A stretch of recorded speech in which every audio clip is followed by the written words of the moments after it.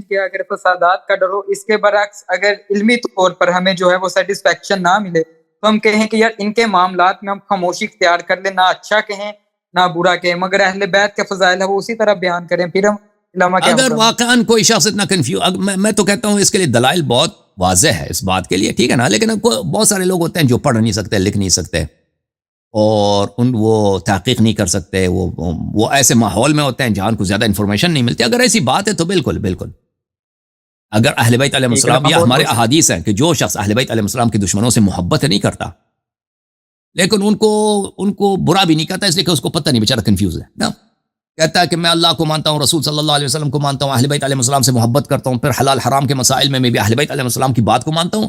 یہ جو خلفاء برے تھے اچھے، یہ مجھے سمجھ نہیں آئی ابھی تک. ایسے شخص یہ اس کی گناہیں معاف ہیں، یہ جنت جائے گا اگر واقعا اسی طرح ہے. اللہ تو دلوں کا حال تو اللہ جانتا ہے نا، اگر منافقت کر رہا ہے پھر تو وہ منافق ہے، لیکن اگر واقعا اس کے دل کی یہی حالت ہے جو بالکل یہ اہل بیت علیہ السلام کے احادیث میں کہ ایسا شخص مغفور ہے، یہ رسول اللہ صلی اللہ علیہ وسلم کی امتی ہے اور یہ جنت بھی جا سکتا ہے. علامہ اگر کوئی چیز ہمارے سامنے کوئی مسئلہ آ جائے تو سب سے اوتھینٹک شیعہ میں کون سی کتب ہے جس میں صرف جو احادیث ہوں صرف اہل بیت سے ہوں تو ہم اپنا الکافی کمال الدین الغیب النعمانی، یہ سب بہت ہی معتبر کتابیں، شیخ صدوق کی سب کتابیں، ٹھیک ہے نا، یہ سب کتابیں. جی. علامہ اس کے علاوہ میرا ایک سوال یہ ہے کہ میں نے ایک عالم دین کو سنا تھا جن کی میں نے آپ سے بات کی، مولانا اسحاق صاحب کے، انہوں نے کہا تھا شیعہ میں اور سنی میں ایک ایسی کتاب موجود ہے جس میں جتنے بھی راوی ہیں وہ سارے پرکھے گئے ہیں، الف سے بے سے جن کے نام شروع ہوتے ہیں وہ بتایا گیا ہے کہ یہ ضعیف ہیں، ان سے حدیث لینی چاہیے یا نہیں. اگر شیعہ میں ایسی کوئی کتاب ہے تو آپ مجھے بتا سکتے ہیں؟ تو ہمارے ہاں اور ان کے ہاں احادیث میں فرق ہے نا، ان کے ہاں احادیث جو نقل ہوئی ہے نا وہ سینہ بسینہ نقل ہوئی ہے، ہمارے ہاں سینہ بسینہ نقل نہیں ہوئی، ہمارے ہاں ڈائریکٹلی ائمہ تابعین علیہ السلام کے زمانے میں لکھی گئی اصحاب کی کتب سے نقل کی گئی ہیں. تو ان کے احادیث یہ کہتے ہیں پرکھ گئے ہیں، کیا پرکھ گئے؟ وہ سینہ بسینہ جو ایک چیز نقل ہوتا ہے 5 واسطوں کے ساتھ، آپ سنہ 200 میں اس کو لکھتے ہیں، تو یہ تو واضح بات ہے، اس پہ کوئی اطمینان نہیں ہے نا. اچھا دنیا کے آپ کسی یونیورسٹی میں چلے جائیں نا، کسی بھی شخص یونیورسٹی کو چھوڑے کسی کاروبار میں جائے نا، ایسی بات جو 6 آدمیوں کے واسطے کے ساتھ نقل ہوئی ہیں. مثلا آپ کاروبار کرتے ہیں، فرض کریں آپ گندم کا کاروبار کرتے ہیں نا، آپ کہتے ہیں کہ آپ نے فرض کریں آپ فیصل آباد سے گندم لے کے جائیں گے یا چاول لے کے جائیں گے، کہاں پہ؟ کراچی. وہاں پہ آپ نے فروخت کرنا ہے، آپ کیا تسلی کریں گے؟ آپ فون کریں گے کراچی میں، بھاؤ کیا وہاں پہ گندم کی، ٹھیک ہے نا، چاول کی کیا بھاؤ ہے. آپ کو جب سیٹسفیکشن ملے گی، اطمینان ملے گا کہ بھئی آپ کا منفعت ہوگا، بھئی آج اگر آپ یہاں سے گندم لے کے جائیں گے تو وہاں پہ ہر ٹن میں اتنا فائدہ ہوا، تو پھر آپ لے کے جائیں گے نا.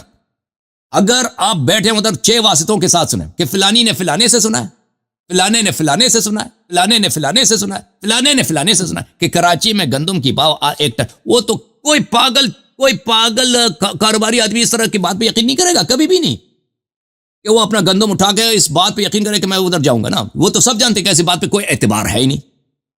یہ دنیائی مسائل میں دیکھیں نا، دنیا کا مسئلہ، یہ دنیا کا مسئلہ ہے، کچھ چاولوں کا مسئلہ ہے، گندم کا مسئلہ ہے، دین کا معاملہ تو اس سے زیادہ اہم ہے.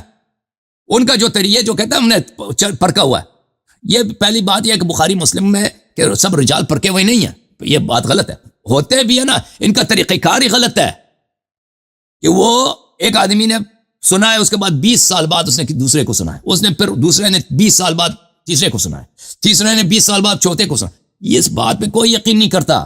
کسی بھی عدالت میں چلے جائیں، اس عدالت میں جج ایسے گواہی کو نہیں مانے گا کہ میں نے 6 واسطوں کے ساتھ سنا. آپ کسی بھی یونیورسٹی میں جائیں، آپ کوئی پیپر لکھ دیں کہ میرا پروف کیا ہے، میرا پروف یہ ہے، میری دلیل یہ ہے کہ 6 واسطوں کے ساتھ کسی نے سنا ہے، کہتا ہے لعنت ہے تیرے پیپر پہ، نکل جا کے سیدھی طرح تحقیق کر.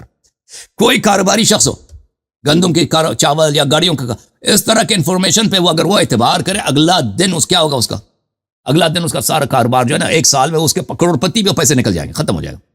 وہ اس طرح کی انفارمیشن پہ ڈیپینڈ نہیں کرتا. ہاں ہمارے ہاں جو احادیث ہیں وہ اہل بیت علیہ السلام کے زمانے میں لکھی گئی تھی اور یہ نہایت ہی معتبر ہے، ٹھیک ہے نا. تو یہ جو مولوی اسحاق صاحب کا کہنا ہے، مولوی اسحاق صاحب کو کیا پتا کہ اہل بیت علیہ السلام کے شیعوں کی احادیث کی کیا تاریخ ہے. علامہ تو جو شیعہ کتب میں آج مولوی اسحاق صاحب زندہ ہوتے نا، زندہ ہوتے وہ مجھ سے مناظرہ نہیں کر سکتے، وہ بھاگ جاتے. یاد رکھو، مولوی اسحاق صاحب آج زندہ ہوتے تو میرے ایک سوال کے جواب نہیں دے سکتے، میں ان کے ہر سوال کے جواب دے دیتا. یا تو ان کو سب کے سامنے بارہا میں شکست دے دیتا، یا وہ مثلا دوسرے جیسے مصری صاحب ہیں چپ گئے نا، یا وہ حنیف قریشی صاحب ہیں، راشد رضوی صاحب ہیں، یہ جو منظور مینگل صاحب ہیں جو سب میرے آنے سے پہلے شہر تھے، شیعوں کو چیلنج کرتے تھے، اشرف جلالی صاحب ہیں، سب چھپ گئے. اس طرح مولوی اسحاق صاحب کو بھی چھپنا پڑتا تھا اگر میں زندہ ہوتے آج. علامہ میں اگر کسی کو دیکھا ہے نا علامہ، اگر کسی بہت بڑے عالم کو دیکھا ہے جس نے میرے مطابق علامہ، میرے علم کے مطابق، کیونکہ میں بھی اتنا جانتا بھی نہیں ہوں ان کی پرسنالٹی کا متعلق، ان کا متعلق جس طرح سنا ہے علامہ، ان کی کہہ سکتے ہیں نا کہ وہ تھان ہوا ہے، پنجابی میں کہتے ہیں نا تھان ہوا ہے علم کا. میرے وہی علم زیادہ بھی ہو نا، علم زیادہ ہو، علم جتنا زیادہ ہو آپ باطل کو حق نہیں بنا سکتے. جی یہ تو ہاں باطل کو آپ حق، علم جتنا مرضی آپ تحقیق کرو، جتنا مرضی تحقیق کرو، آپ باطل کو حق نہیں بنا سکتے. ٹھیک ہے نا، وہ پکڑے جاؤ گے. Okay thank you sir. میں اگلے کالر کو لیتا ہوں. اللہ آپ کو جزائے خیر. ٹھیک ہے علامہ، تھینک یو، شکریہ. Thank you sir. میں ٹک ٹاک آپ تیار ہو جاؤ. اگلا کالر جو ہے میں محمد زبان کو لوں گا، اس کو ٹک ٹاک سے. یو ریڈی ہیں یا بعد میں ریڈی ہوں گے؟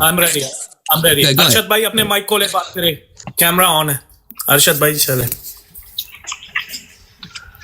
جی السلام علیکم. تحفہ یا علی علیہ السلام. مدد علامہ صاحب. علیکم السلام بھائی صاحب. کہاں سے کال فرمایا آپ نے؟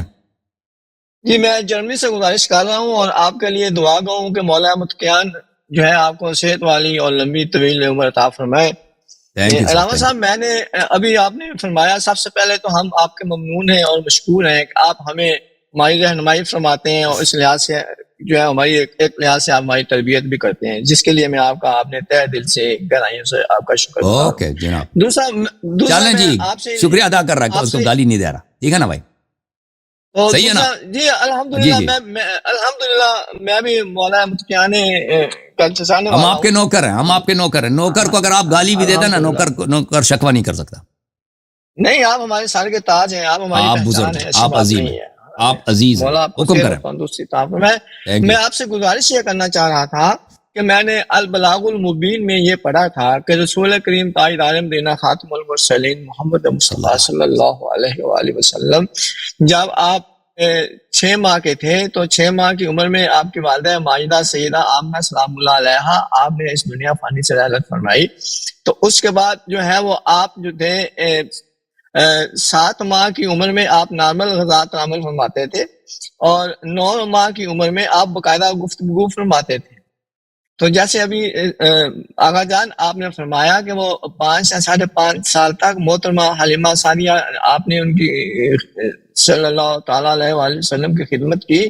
تو ایک تو اس کے اوپر تھوڑی سی وضاحت فرما دیجیے کہ پھر ایسے کتابوں میں یہ کیوں درج ہے کہ آدمی ایک طرف سے پڑھ رہا ہے البلاغ المبین. البلاغ المبین کتاب کو میں نے نہ سنا ہے، نہ نام سنا ہے، نہ کبھی پڑھا ہے، لیکن اس میں نہیں ممکن ہے کہ رسول صلی اللہ علیہ وآلہ وسلم نے بچپن ہی میں سے دودھ پینا جلدی چھوڑ دی ہو. ان کے بعد ان کو جو کھانا دیا جاتا ہے، جو بچے تو زیادہ سے زیادہ 2 سال ہی دودھ پیتے ہیں نا.